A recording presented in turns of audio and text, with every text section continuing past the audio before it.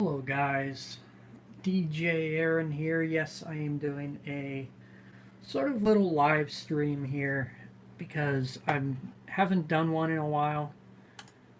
I think it's been a couple of weeks or so. I don't know. It's probably been a couple of weeks. But yeah, anyways, it's pretty much as this live stream says. I'm pretty much doing a kind of like a setup thing for the month of August. But as you can tell, I did change things around just a tad bit. I got a bunch of 45s over there. Um, I have Caribbean Queen, Tina Turner, a 45 from Hawaii, another copy of the same 45.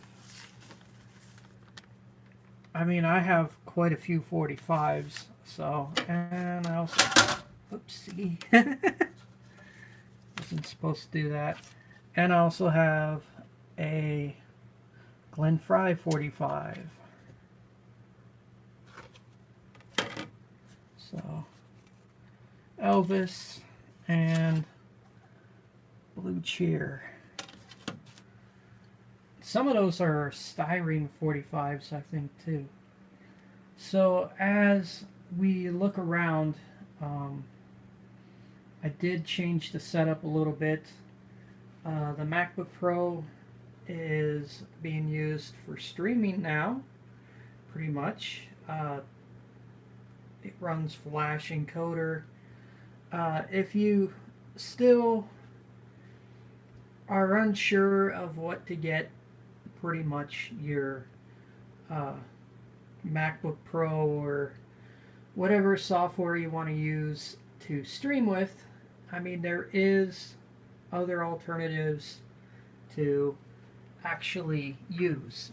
I mean, I use Flash encoder, which is old software, but it's pretty good, being that you don't have to uh, do very much to it. And on the archiving side and the music playback side of things,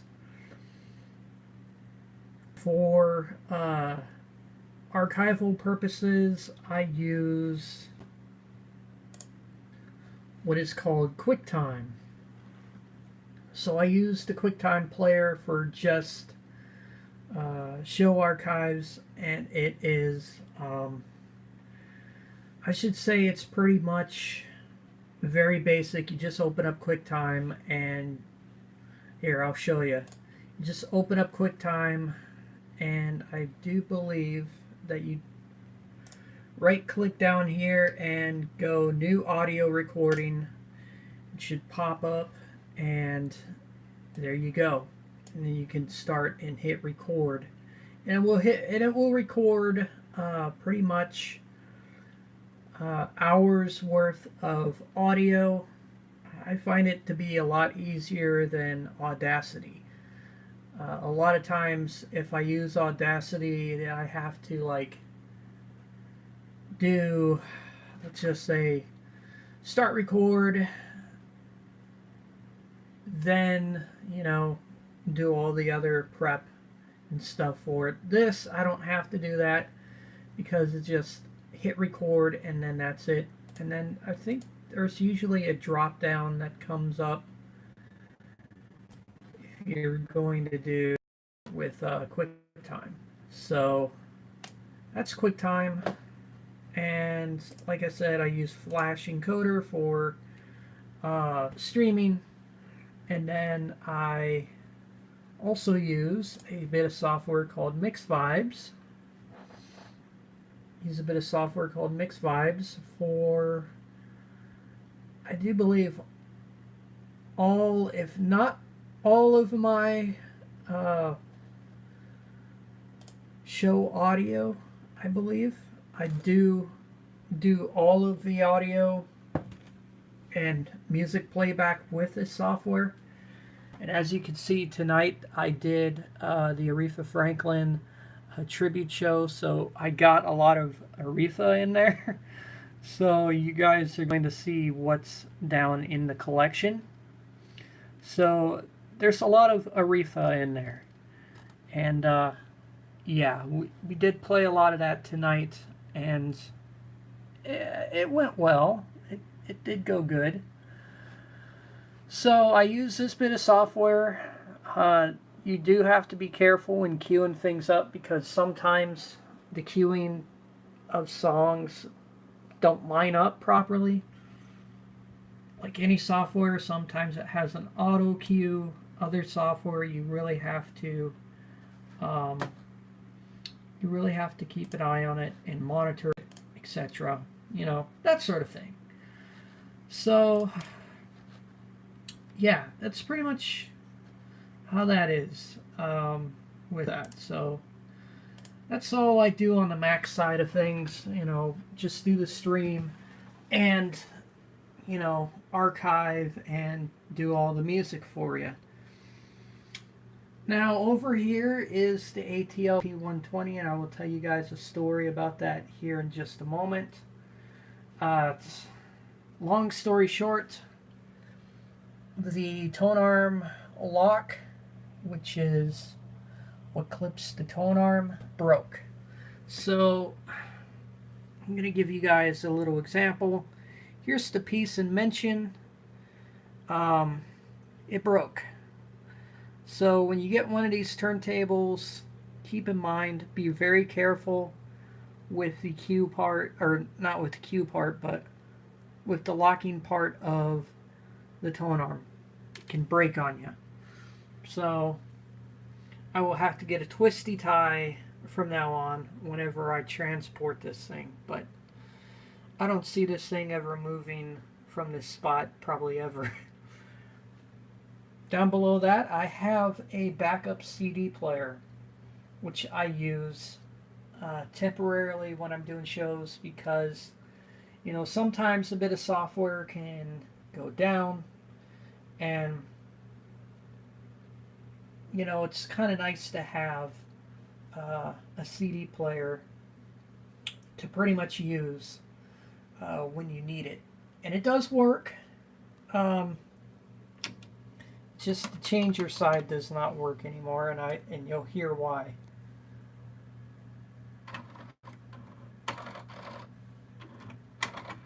Yeah, I know my battery is low. I know the battery is low, so yeah, the phone is telling me that the battery is low. So yeah, that's that. And I probably have to continue this live stream on the Windows computer. Over here we have the radio, not the Radio Shack, but the Behringer Xenix 1002B. I've had this mixer since 2016, and I have to say it is a good mixer and all that stuff. So I've been doing some changes to the studio. Firewire capable hard drive, does all the music stuff, etc. And, you know, gotta have a hard drive for all your media. And then right here is pretty much the DVD drive that I have. Does work. So I had to get a new DVD drive, and this is an Asus branded drive. It works on Mac, it works on Windows, but right now I've been having issues with it on Windows, so I just opted to put it on the MacBook Pro, and it does work. It plays back DVDs and burns discs and rips CDs. That's pretty much all I use it for. So the custom build, I move that down here. So yeah, I pretty much moved everything. So everything is pretty much moved. I have the Microsoft keyboard there and a mouse there. I have the condenser mic for calls. If I ever have the chance to do calls, I can do that. And it's a lot of fun to do calls if I do them on the show. And then I have the Logitech webcam right up here. It's normally plugged into the Mac when I stream, but I unplugged it because I'm always using. Wow, this cord is just popping up, isn't it? So yeah, I use the webcam for pretty much the streaming part of things, but if I want to plug in a flash drive or my camcorder over there, I normally just leave the webcam unplugged when I'm not using it.